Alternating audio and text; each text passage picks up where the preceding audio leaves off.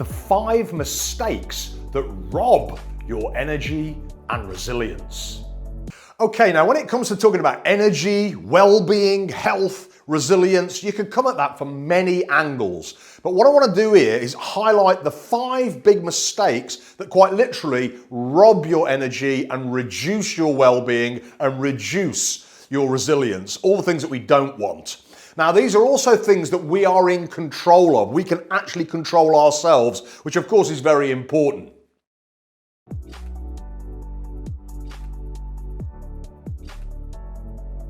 Okay, number 1, sleep. Now, your physical energy is the foundation for your mental energy and your emotional energy. And the foundation for physical energy is sleep.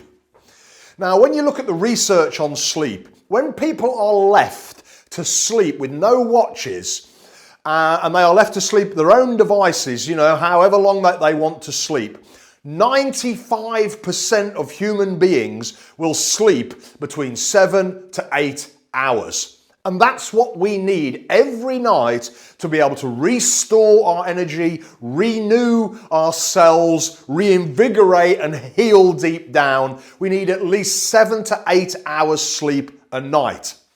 Now, most people don't get that today, and other research suggests that if you're only getting like 5-6 hours a day, that as you get into midlife, you're much more susceptible to heart disease, to cancer, and various other, nasty diseases. So we want to stay away from that.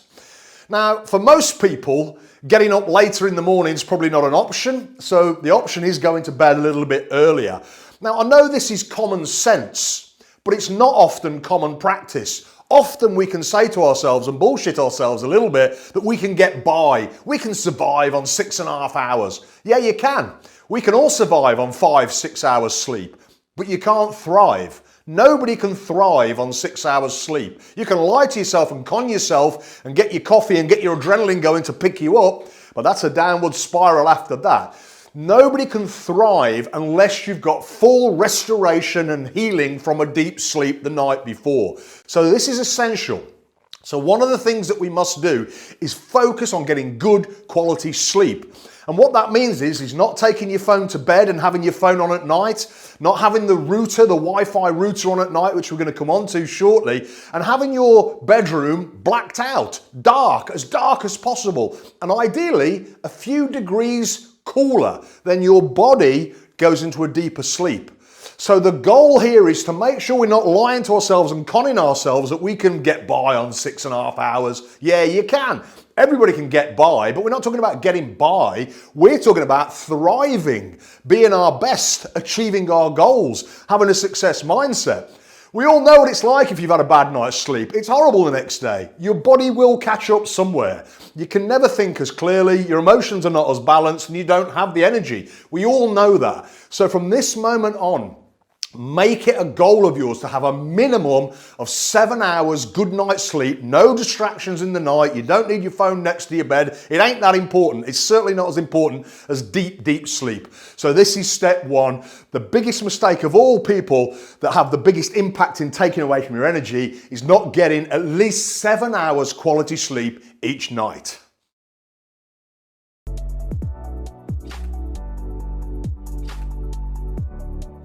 The next big mistake people make, and it's a little bit trickier this one, is not eating the right foods for you. Now this is a big topic that I'm just going to lightly cover, but each one of us has foods that don't work for us. There is no perfect diet, so there's no such thing as a perfect diet. There are 300,000 diet and nutrition books in print, and you can pick your belief systems and find the book that will match your belief systems. The carnivore diet, high carb diet, the breatharian diet, the water diet, the food combining diet, the blood type diet. It goes on and on and on and on and on. And when you've been around the block a little bit like I have with nutrition, I've been studying this since 1993, you see the marketing fads go on and on. That being said, the best diet is the one that the foods that you eat actually work for you and you don't have any intolerances to. Now, we have intolerances to food, easy for me to say. We have intolerances to food, to drinks, to additives and sweeteners, all sorts of stuff. And most people have got intolerances to something. The key ones today are gluten and wheat, sugar and dairy. They are the key food intolerances that can negatively impact people's energy, brain function, gut function, and just generally drain us a little bit. So this isn't as easy to sort out straight away, but it's something to be aware of. When you eat foods, how do you feel after those foods? About an hour after you've eaten these foods, do you feel physically more energized? Do you feel mentally clear and sharp? Emotionally, do you feel balanced? 1 hour after eating your foods and your snacks, do you feel that way? Or an hour after eating your snacks, do you feel a little bit drained, a little bit lethargic? You can't quite think clearly, you've got a bit of a foggy head. Emotionally, you feel not quite sort of balanced, maybe a little bit anxious. If so, what you've eaten isn't really working for you. There's something within those foods where you're having an intolerance reaction, and an intolerance reaction is actually an inflammatory reaction which you want to stay away from, and you want to try and sort of get the foods that work for you. So if you eat a sandwich, and after that sandwich you've got a bit of a bloat in your gut, that's a gluten reaction. You don't need a test for that. Your body will tell you what it wants and what it doesn't want. And just by fine-tuning your mindset to your foods, being aware of how do you feel physically, mentally and emotionally after you've eaten certain foods, you can start to notice a little bit of a theme. Actually, I am sluggish when I have a sandwich. Actually, I am sluggish when I have some dairy and I feel a bit phlegmy in the head and a bit cloudy. And then if you stop eating those foods for a week and then you realize you become much more alert, much more energized, your brain switched on with a clearer head, and then you eat those foods again and then you drop back into that lower state, you know those foods aren't working for you. So one of the biggest things that rob our energy is food intolerances, not eating the foods that our body wants. And again, there is no perfect one diet for everybody. That's an absolute myth. So something again to consider here. What foods do you eat that really energize you? And what foods do you eat that actually rob your energy a little bit, drain you a little bit? You feel sluggish, either mentally, emotionally, or physically. Then stay away from those foods. Don't eat them. So this is something to consider as well. And you can think about that. Which foods work for you and which foods don't. Getting this sort of dialed down and really understanding that is an absolute key to high levels of energy, high levels of feeling really good, and that solid resilience that we want. Another aspect that goes along with this food is making sure you're eating enough. If you're a busy man and you're working a lot, your brain uses 25% of your energy. Without it sitting down, it uses 25% of your energy. Never mind moving around and being active and living life. Are you eating enough? Are you having big gaps between food where your blood sugar drops and then you feel a little bit anxious or a little bit edgy or a little bit irritable? You've got to stop that. That's no good for you. That's a stress response. So when it comes to food, what we want to do is minimize the foods that have a sort of negative impact on us and make sure we're eating enough calories so we've got the energy in the system, the fuel in the tank, as it were, every day to be able to fuel our body, brain and mind.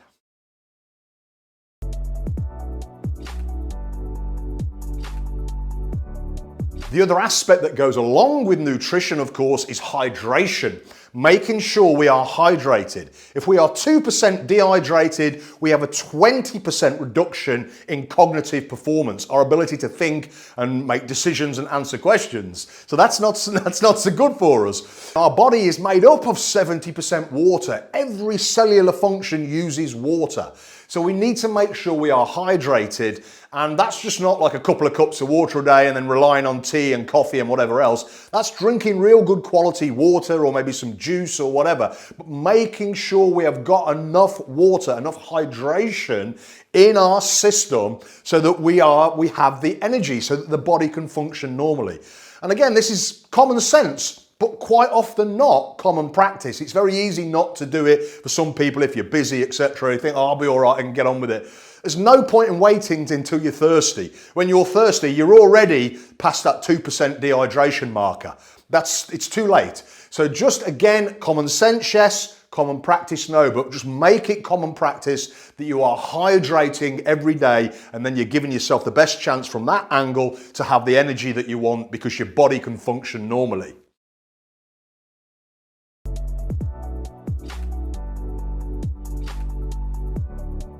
Another key aspect related to nutrition is nutritional deficiency, vitamin and mineral deficiencies. I've tested thousands of people's bodies on nutrition and supplementation. I do that in my one-to-one practice, and almost everybody is deficient in some sort of vitamin or mineral. And you could put it the other way around. By adding in specific vitamin, mineral formulas and specific supplement formulas, they energize and strengthen you. Yeah, and if you haven't got them in, you don't have that energy. And certainly if you're missing some of the core nutrients to build energy, which honestly most people do miss those in their average daily diet, it's almost impossible to have the energy that you want. So nutritional deficiencies are an absolute key thing to try and stay away from. Make sure that we're eating well, we're supplementing well, so we've got all the raw nuts and bolts of vitamins and minerals that make the energy in the first place. This is essential. Now, of course, we've also just had a couple of years of COVID, virus fear everywhere, and jabs. And this has had a big impact on health. I've treated many people over this last couple of years around COVID, dealing with the virus, dealing with the effects of the jabs. There's been a whole nightmare for most people, hasn't there? Now, this type of situation really puts it right into our face, the reality of the fragility of who we are, how vulnerable we are really, and the fragility of life. Perhaps we've all known somebody that's been ill and maybe died, or maybe that's been ill from the jab and has had an adverse reaction. Now, just to let you know, I'm not interested in conspiracies at all. I'm only interested in the data. And there's a lot of very negative data about the effects, the adverse effects of the jab. And that's just how it is. That's the situation we're in today. But the key for us is, what can we control? If you give your body the nutrients that it needs every day, and you give your body the nutrients that it needs to detox the toxicity that we pick up and breathe in every day, then you are giving yourself the best chance to be healthy, well, energized, and feel good every day. If you're missing nutrients and your immune system is down, well, I would say good luck with that, to be honest with you, in the real world, in today's world. If you're missing nutrients and you've got a low immune system, there's just no way that you can have consistent, productive, successful days. It's not going to happen. You can't think clearly, you don't have the energy, you don't have the get up and go. And if you can't think clearly, you can't see opportunities, you don't make the best decisions, and so forth and so on. You know, we all know that. And as middle-aged men, it doesn't get easier, it gets harder. This is something we have to focus on and put some effort into. If we want energy, well-being, resilience, the get up and go, the drive, the determination, you've got to fuel the system. You've got to fuel the body with what it needs. And most men don't make enough energy in middle age. I've said this probably 3 times now because it's such a key factor. We notice that. You don't need any tests, you know yourself. By the time you're in your 40s, you're not making anywhere near as much energy as you was when you were mid-20s. That's just the nature of the beast and the nature of life. But we can, maximize and optimize the energy output with the right nutrients for your body, personalizing your nutrition so that what you're eating is working for you and not robbing your energy, and other factors that you can do to your physiology, to your body. But this is so important. Today, we all need a strong immune system. We need to be able to bat off viruses, infections, toxins in the environment. And there's just no way you can do that unless you've got all the nutrients personalized to what your body needs.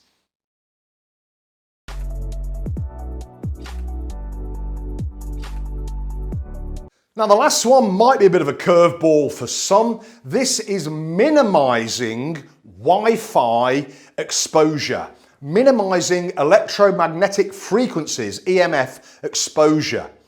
So this is something that's got worse and worse since the birth of the internet, really, and the phones, mobile phones everywhere, cell phone mass, internet, Wi-Fi everywhere.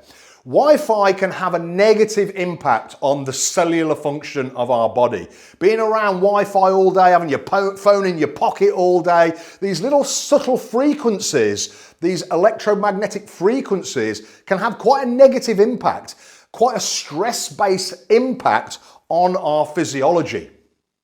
Now, I read a paper the other day, let me bring it up here, that shows 5G frequencies, the millimeter range of 5G frequencies stimulate coronaviruses in the physical body. Now, obviously, that's something we want to minimize and eliminate. We don't want to be around 5G frequencies if they're stimulating coronaviruses in our physical body. That's a nightmare. And this is something that's very unknown, really, in the mass public, the issue with Wi-Fi and EMFs on our health. Yet there are thousands and thousands of studies showing this. It's just not out in the mainstream because it probably cause a bit of chaos with, various companies and industries and technology and whatnot. But as far as our health, at night time, don't take your phone to bed. Switch your Wi-Fi off, so at least in your house, you're sort of Wi-Fi free. It doesn't need to be on through the night when you're sleeping. You don't need to be on your phone at 3 o'clock in the morning when you should be in deep sleep and restoring your energy. And minimizing your Wi-Fi exposure is a good thing because it definitely robs our health. Now, it's tricky because in the real world, it's everywhere, isn't it? As I do this video, I'm 2 meters away from the router. My phone's next to me. It's hard, but we have to do what we can do. And what we can do is at night time, router and Wi-Fi off. Don't have the phone on you all the time. Try and minimize that exposure. So it's just a case of just using a bit of common practical sense. And if you're in an office or you've got your own office, try and be away a little bit from that router. Those vibrations are not good. There's a really good book. Hang on a sec. If you want the science and the evidence on that, this is a brilliant book. It's called EMF'd by Dr. McCullough. EMF'd. A very well researched book which tells you the exact mechanism of action and the issues with Wi-Fi and EMF frequencies on our physiology and how that can completely rob our energy and really have negative effects on our health. So we want to be mindful of this, not to worry about it, but to be mindful of it and minimize our exposure, especially at night time when we need that deep sleep. If you enjoy the video, give us a like, subscribe and click the bell.